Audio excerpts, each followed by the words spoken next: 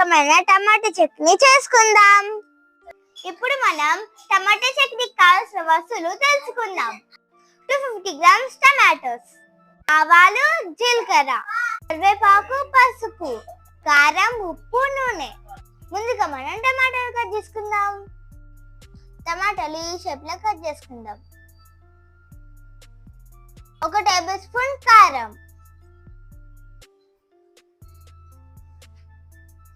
1/2 table spoon salt,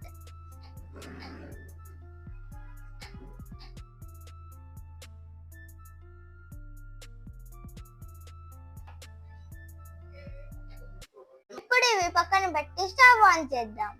stove on చేసి pan పెట్టుకుందాం.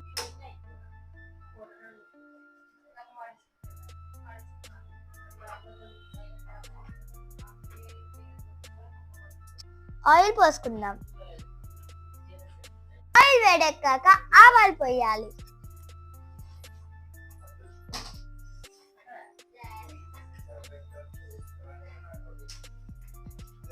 తర్వాత జీలకర్ర వేయాలి.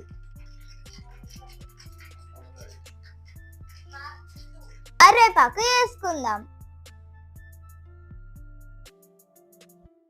టీ స్పూన్ పసుపు వేసుకుందాం.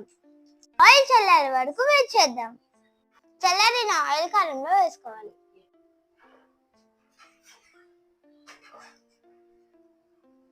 ఇలా మంచిగా మిక్స్ చేసుకోవాలి. ఇప్పుడు టమాటాలు ఇందులో వేసుకుందాం.